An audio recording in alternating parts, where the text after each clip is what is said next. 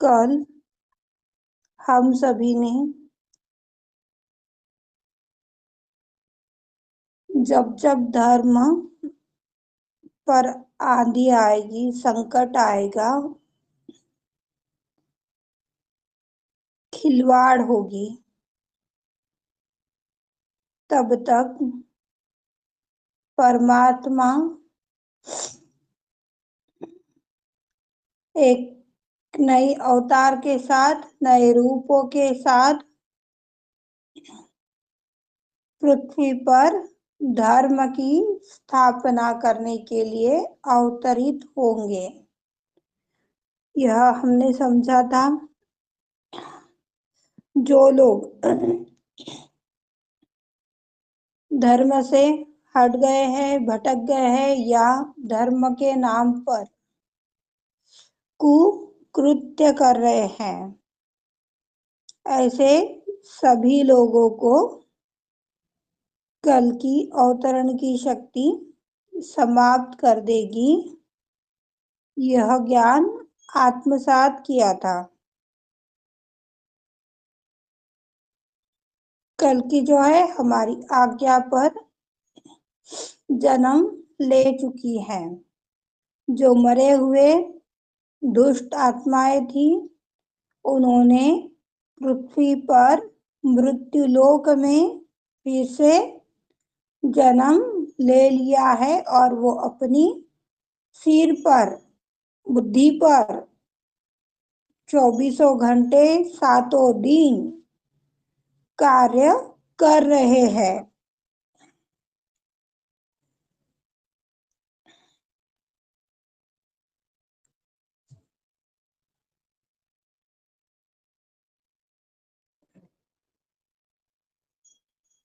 ऐसे सभी लोग जो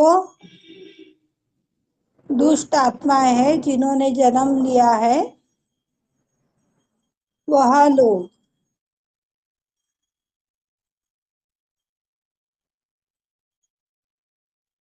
जो गलत है वह गलत कर रहे हैं, वह हमें कभी भी शुद्ध ज्ञान नहीं दे सकता। कभी भी सत्य की राह पर हमें अग्रसर नहीं होने दे सकता। वो हर टाइप से देखता है कि कहाँ से ये कमजोर पड़े और कहाँ से मैं इसे पछाड़ूं।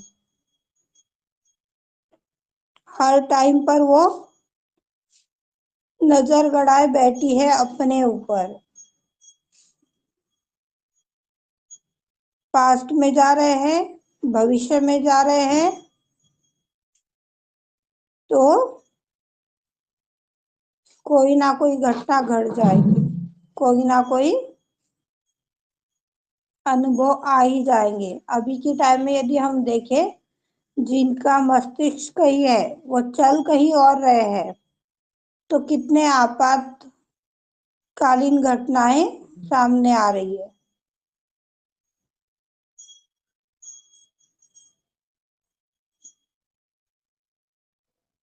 वो संभलने के लिए भी मौका नहीं दे रही है। तो इससे अच्छा क्यों ना हम सकारात्मकता को अपनाएं, जो वास्तविक है उसमें उतरे। जो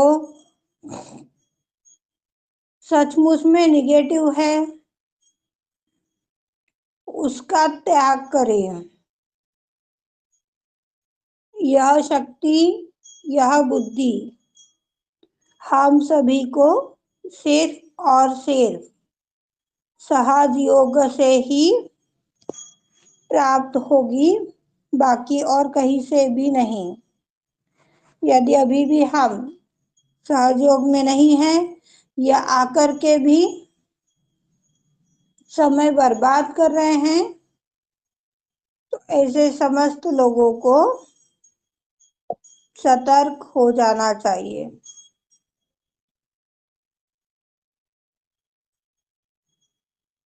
धर्म को स्थापित करने का एकमात्र तरीका है सहयोग। सहयोग में हम सभी को आत्म साक्षात्कार मिला।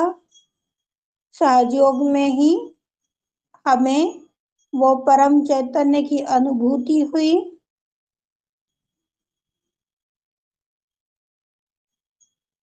इसे हम एक टाइप की बुआई कहते हैं। बुआई हो गई, उसका ख्याल तो रखना पड़ेगा ना। बुआई कर दी और उसको पानी ही नहीं दिया, खाद ही नहीं दिया, तो फसल निकलेगी क्या? ऐसा ही दुआई का वो अर्थ सारी दीदी, चीजें हाँ, दुआई का अर्थ बुआई खरीदने। यानी जे आपण जमिनीमध्ये बी रोवतो की नाही, हा हा, पेरणी ज्याला म्हणतो, पेरणी पेरणी पेरणी पेरणी, हा, पेरणीला हिंदीमध्ये बुवाई म्हणतात. अच्छा,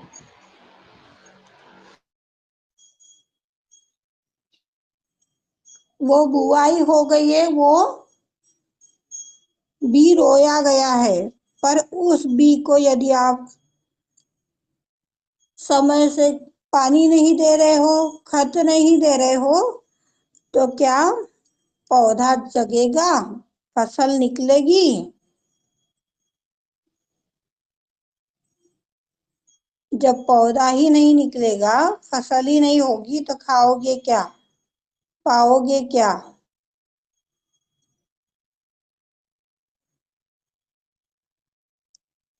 ये आत्म साक्षात्कार भी एक टाइप की खेती है। जो व्यक्ति इसे संभालेगा, इसमें बनेगा, जो इसमें टिकेगा, इसी के बारे में ख्याल करेगा, वह व्यक्ति तर जाएगा। वह व्यक्ति अपनी परम ऊंचाई गाठ सकता है।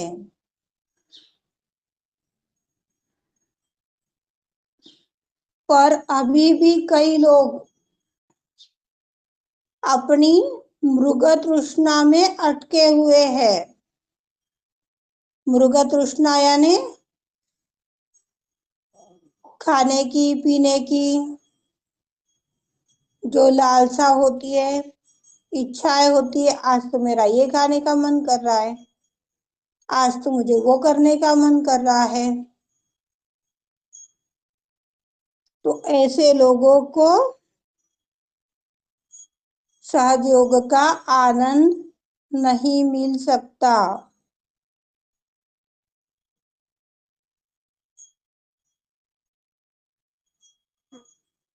एक बार जब हम सहयोग में आकर अपने आनंद को प्राप्त करते हैं, कोई कुछ भी बोले, कुछ भी करे, कुछ भी खाए, उससे फर्क नहीं पड़ता। जो इस लेवल पर है अभी, वह आत्मा की बहुत करीब है। जिन्हें बिल्कुल गुस्सा नहीं आ रहा है, जिन्हें बिल्कुल क्रोध नहीं आ रहा है, बुरा भी नहीं लग रहा है, वो आत्मा के करीब है। उन्हें प्रसन्न चित्त रहने की और जरूरत है, तो वो पूर्ण रूप से उस निरानंद में घुल जाएंगे।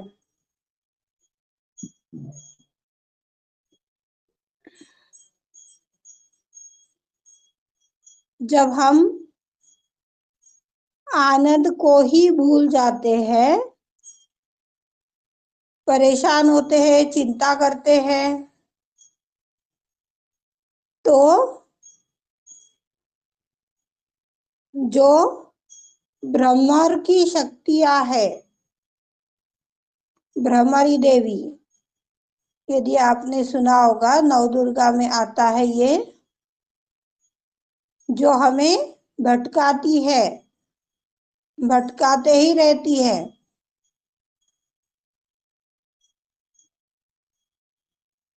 तो हम उस भ्रम में कब घूल करके गिर जाते हैं, पता नहीं चलता। ये समय अभी का जो चल रहा है, ये समय है वो। इसलिए सबसे अच्छी बात हमें आदिशक्ति की चरणों में स्वयं को सिर्फ समर्पित करना है, स्वयं को समर्पित होना है। जब हम आदिशक्ति की चरणों में पूर्ण समर्पण कर देते हैं, सारी खुशियां उनकी, सारी परेशानियां उनकी, सारी तकलीफें उनकी, सब कुछ उनका। इस बात को लेकर के श्री माँ बार बार हम सभी को चेतावनी दे रही है, अपनी आप से मत खेलो, संभलो, समझो।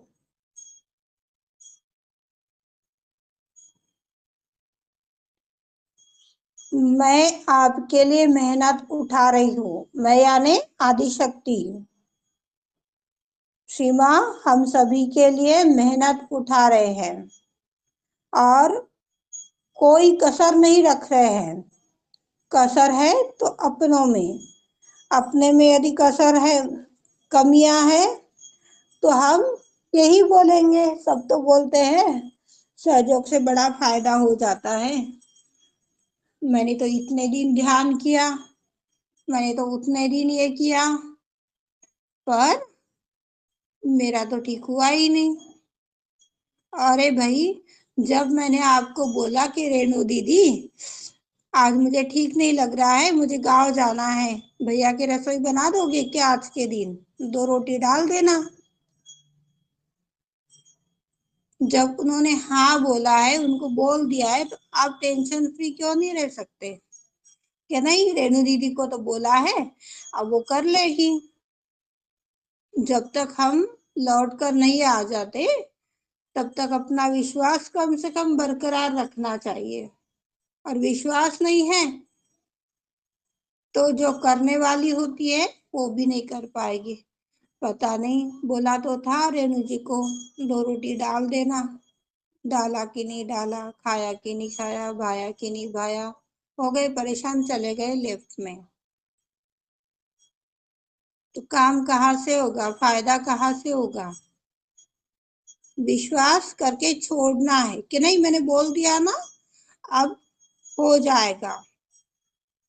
यह विश्वास हमें आदिशक्ति की चरणों में रहना अति आवश्यक है। जब हमारा विश्वास बनने लग जाता है, तो वो परमेश्वरी शक्ति भी हमारी परीक्षा लेती है। तेरा विश्वास कमजोर है या पक्का है, वो परीक्षा लेती ही रहती है। पर यहाँ पर क्या करना है, एक सिंपल बात, माँ मैं तो एक आत्मा हूँ, परीक्षा लेने वाली भी तू है, देने वाली भी तू है, मेरा क्या जा रहा है, जो जा रहा है वो तेरा जा रहा है। तो देख, इसके ऊपर एक छोटा सा अनुभव आपको बताती हूँ। कौशल्या चौबितकर का, ये छिंदवाड़ा से है। ये अपने सांसारिक जीवन की कार्यवाही में व्यस्त होने की वजह से किसी का एग्जाम दे रही थी। टीचर डिप्लोमा ही था शायद से, किस चीज के बारे में बताया था याद नहीं आ रहा है मुझे। और अपनी परिवार की जिम्मेदारियों के बीच ना ही तो इन्हें पढ़ाई करने के लिए समय मिला और ना ही इनके पास किताब थी। 4 दिन की 8 दिन पहले फोन आया, ये 1 साल पुरानी बात है, दीदी मेरी एग्जाम है, मेरे पास किताब भी नहीं है और अब इतने ही टाइम रह गया है, अब मैं क्या करूं, कैसे करूं। अब 8 दिन में आपको किताब मिल भी जाएगी तो कौन सा आप 4 चांद लगा लोगे, कितना टाइम उस किताब को दे पाओगे। अपनी पारिवारिक जिम्मेदारियां चलाते हुए, मतलब 8 दिन रह गए, पूरा साल जैसे चले गया वैसे 8 दिन भी जाने दो। पेपर के लिए जाओगे तो माँ से सिर्फ बोलना, माँ मेरे पास ना तो किताब है, ना ही मैंने पढ़ाई की है, और ना ही मुझे पढ़ाई करनी आती है। ये एग्जाम देने वाली तू है, एग्जाम लेने वाली तू है, पेपर चेक करने वाली तू है,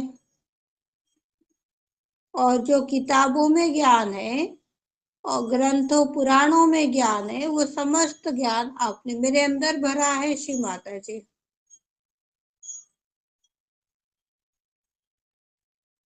तो जो सवालों के जवाब आप लिखवाना चाहते हो लिखवा लीजिए।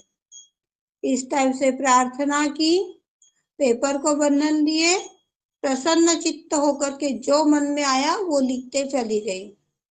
आप यकीन नहीं मानोगे, 65% बिना पढ़ाई के इन दीदी ने लाए हैं। पढ़ाई करती तो कितना ऊंचा चली जाती। ये चीज अपने को लेने जैसी है। सिर्फ बोलो, प्रार्थना करो और छोड़ दो। छोड़ेंगे परमेश्वरी के चरणों में चला जाएगा, पकड़ कर रखोगे तो अपने में ही रहेगा। यह हमें करना है।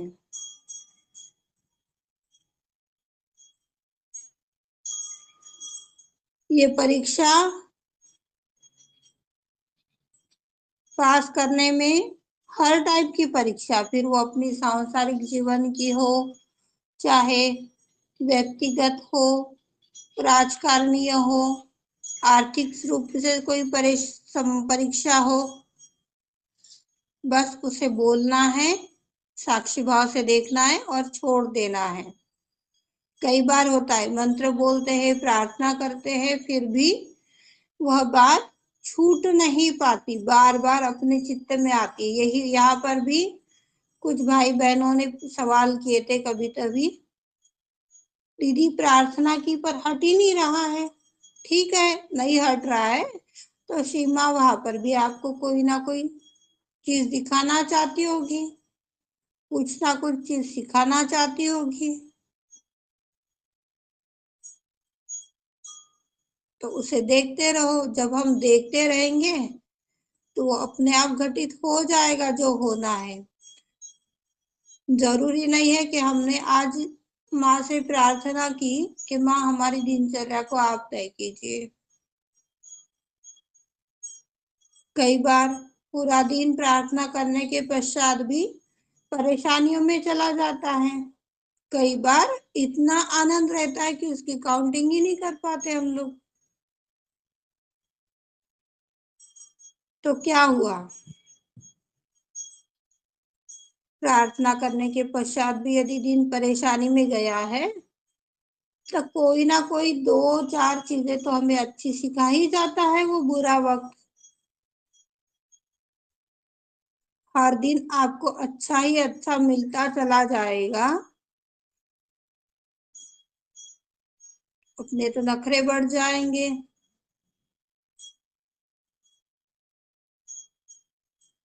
परेशानियां नहीं रहेगी, हर दिन सरीखे ही आते चले जाएंगे, तो सहयोग की परवाह भी नहीं रहेगी, डर भी नहीं रहेगा कि मुझे पकड़ आएगी करके।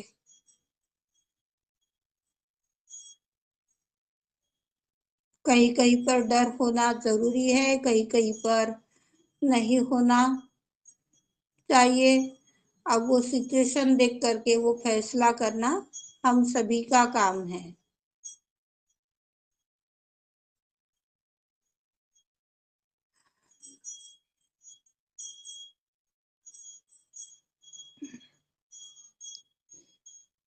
इस तरह की जीवन में हमें समझौता बिल्कुल भी नहीं करना है। सत्य जो है वो सत्य है, गलत है, वो गलत है।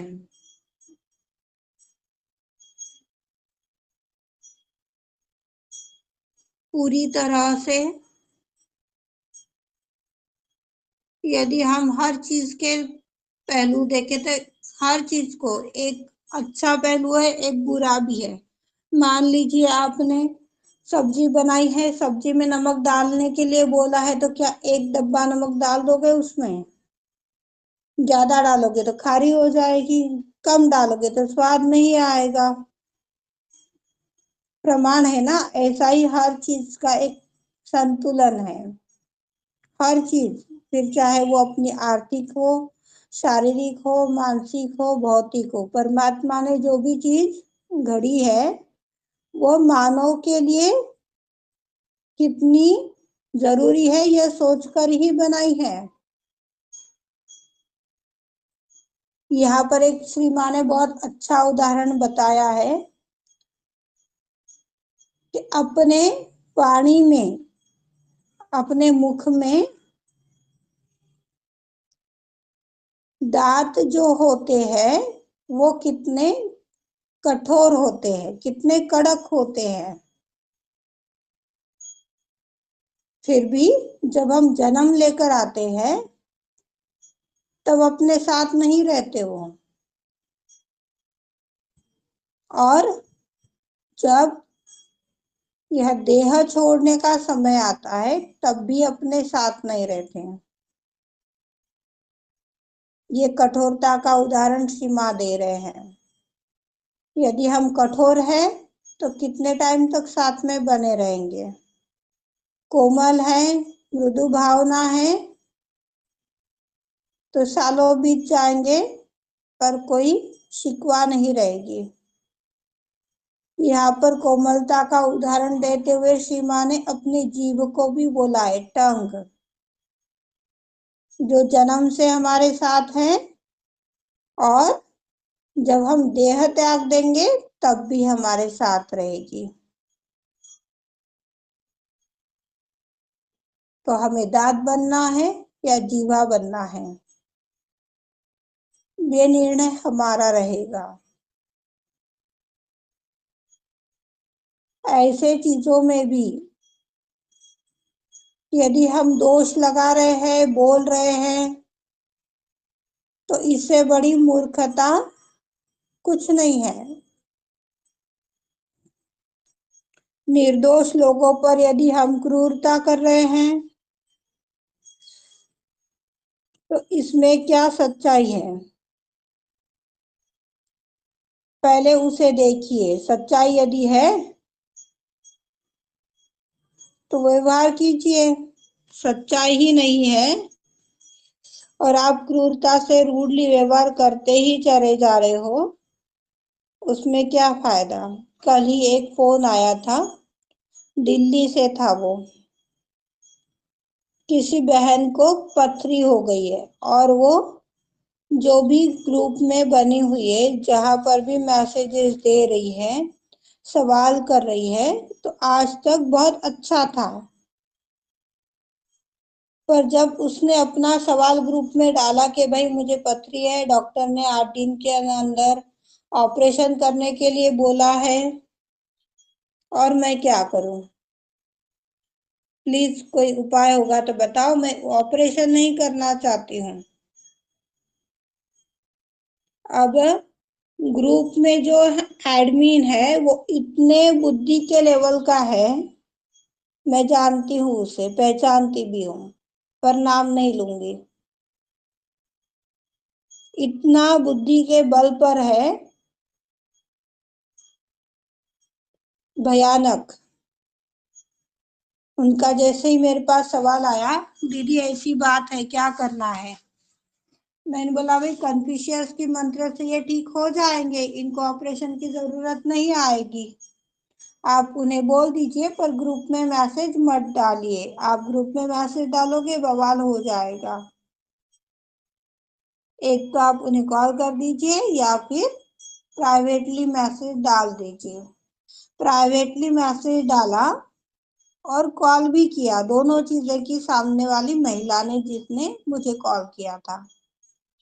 अब कॉल किया, आपकी परेशानी हटाने के लिए कॉल किया था, आपकी सहायता करने के लिए कॉल किया था, और इतना उसका गलत व्यवहार, उसकी सारी ऑडियो क्लिप, सारे मैसेज फॉरवर्ड किए, बोले दीदी देखो, बोले मतलब बुद्धि के दरवाजे पर जो खड़ा है उन्हीं के पास तो हमें खड़ा भी नहीं रहना है। उन्हें समझाओ क्या, बोलो क्या, करते क्या है। अरे भाई तू परेशानी में है, तुझे वाइब्रेशन नहीं आ रहे तो तू दूसरे को क्यों सुना रही है? क्या आपके वाइब्रेशन नहीं है? तो इस टाइप के व्यवहार बुद्धिजीवी नहीं करने चाहिए, क्रूरता नहीं करनी चाहिए।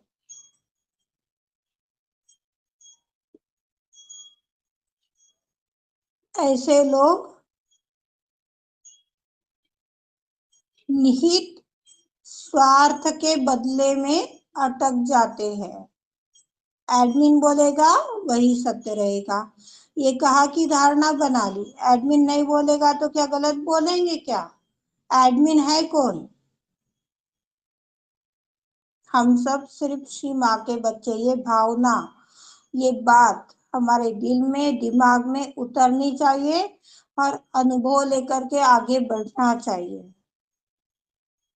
खुली आंखों से हमें देखना चाहिए। सबसे पहली बात तो किसी के ऊपर भरोसा ही नहीं करना चाहिए, जो भी सहयोगी है। पहला विश्वास आदिशक्ति, पहला मार्गदर्शन आदिशक्ति, पहला सवाल आदिशक्ति, उसके बाद में सब। जो व्यक्ति ऐसा नहीं करता है वो पाप का भागी बन जाता है। इससे श्री माता जी ने बताया है कि ये पाप के भागी है जो मुझे छोड़कर किसी और के चंगुल में अटके हुए हैं, किसी और को अहमियत दे रहे हैं। तो ऐसे लोग भी नहीं बचने वाले हैं। शायद आप लोगों को कुछ समझ में आया होगा। कई बार बोलती हूँ कि क्यों करते हो प्रशंसा, मत करो, एक कदम मैं भी पीछे जा रही हूँ, आप भी 2 कदम पीछे जा रहे हो, फायदा किसका हो रहा है? अरे ज्ञान दिया है श्री माँ ने दिया है, माँ की चीज कोई खरीद कर तो लाई नहीं थी मैंने, तो देने में क्यों हिचकिचाहट, देने में क्यों परेशानी? पर वो नहीं है।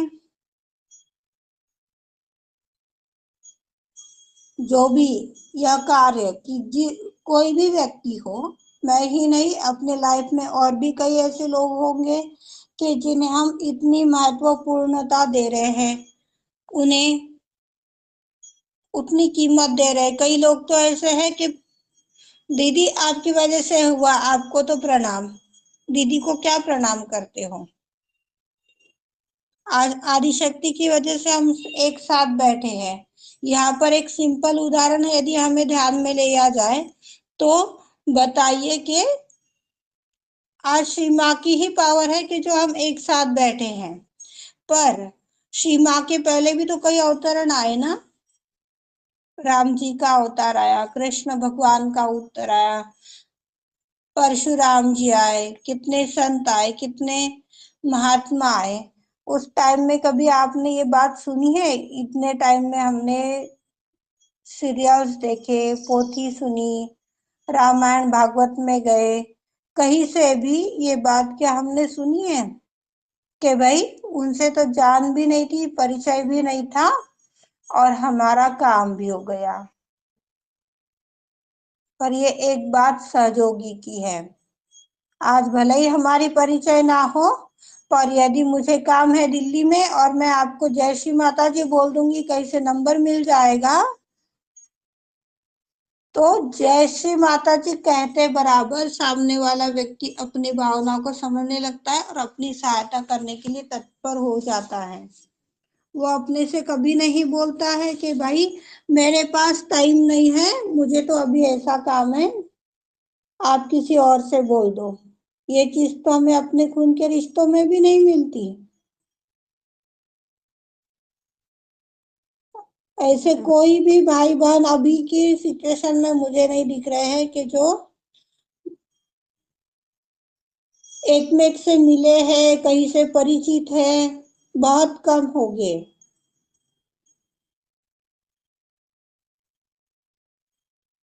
तो ये अपना आदिशक्ति का प्रेम है, और इस प्रेम को प्रेम में ही बने रहने दो। महानता में परिवर्तित मत करो।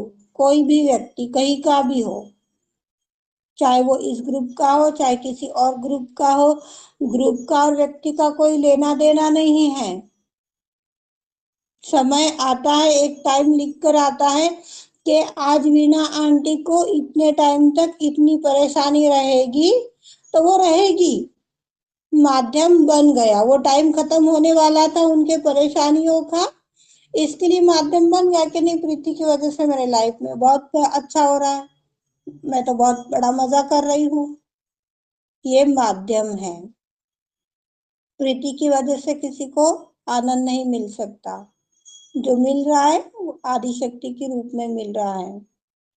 इसके बावजूद भी यदि यह अज्ञानता हम कर रहे हैं इस टाइप की, तो इसे श्री माने तामसिक वृत्ति के लोग बोले हैं।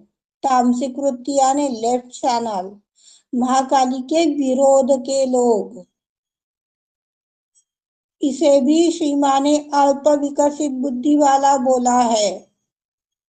आपको पूर्ण विकसित बुद्धि वाला होना है या अल्प विकसित बुद्धि वाला होना है, वो आप देखिए। ये मूल बुद्धि है जो हम दिमाग का इस्तेमाल नहीं कर रहे हैं। यहाँ पर हमें दिमाग का इस्तेमाल करना है। नहीं, ये तो समय अच्छा आने वाला था जो आ गया। दीदी के कहने से क्या आया है, माँ के करने से आया है। ये बात जब हमें समझ में आएगी तो इसे मूल बुद्धि कहते हैं।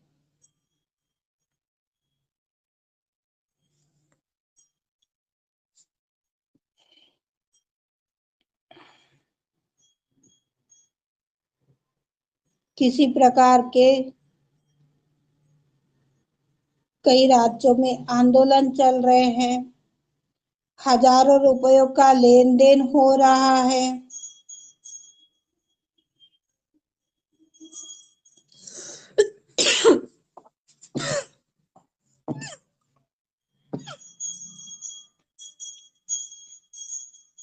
अपना काम बनाने के लिए कितने टाइप के मद्य सेवन कराए जा रहे हैं। यह सारे आपको विनाश में जोड़ रहे हैं। जो भी व्यक्ति ऐसा कार्य कर रहा है वो अपनी विनाश की ओर कदम बढ़ा रहा है, अपनी पापों में हमें दबा रहा है।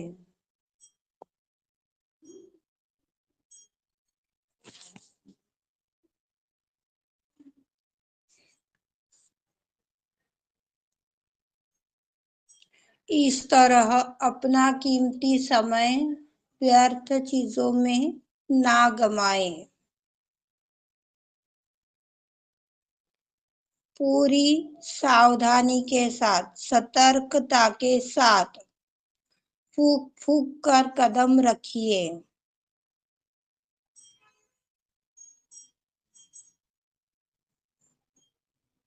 किसी व्यक्ति के ऊपर निर्भर मत होइए। ये जो आपातकाल चल रहे हैं, आपदा विपदाएं आ रही है, यह विपदाएं एक टाइम में इतनी बढ़ जाएंगी कि सारा विज्ञान तहस नहस हो जाएगा। फिर किसका सहारा पकड़ोगे, किसका आंचल थामोगे, किसे बताओगे।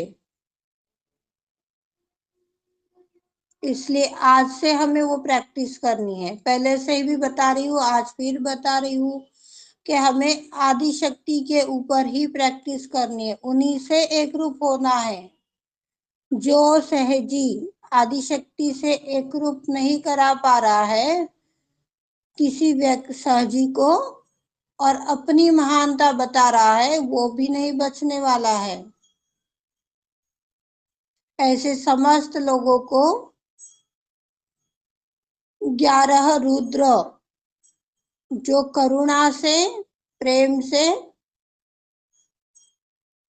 परे है,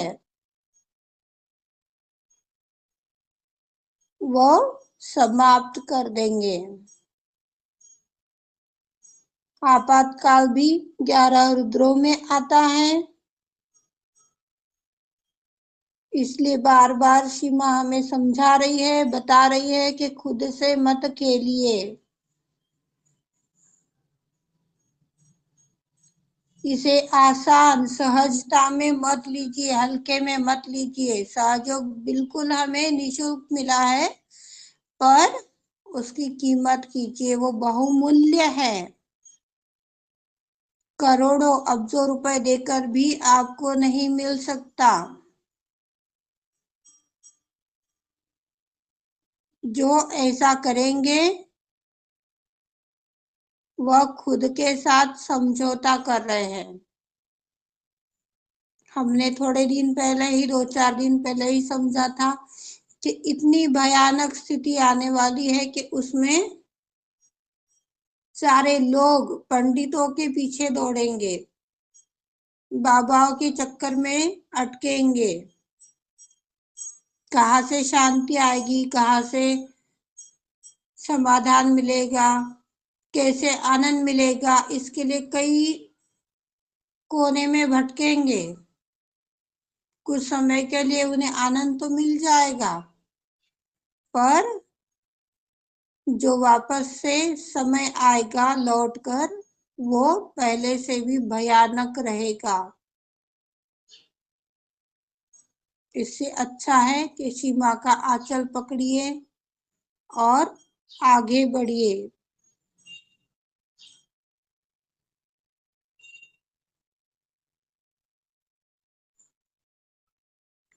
राक्षसी प्रवृत्ति के जो लोग हैं, दुष्ट आत्मा है, उनके बुद्धि का तो कोई अंत ही नहीं है, उनकी तो कोई चरम सीमा ही नहीं है।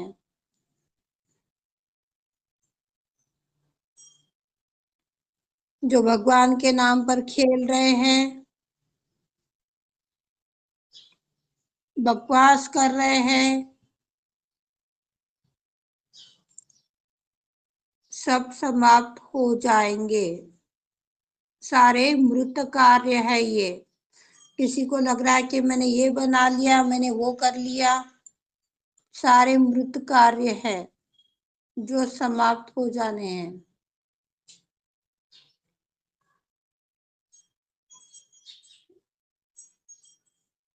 अपना अहंकार ही हमें पाप करने के तरीके बताता है।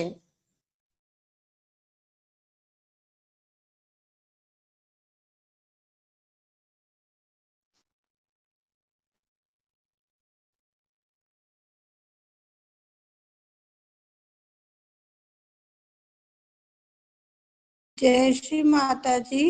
किसी ने बताया भी नहीं मुझे, मीटिंग ऑफ हो गई, मैं बोल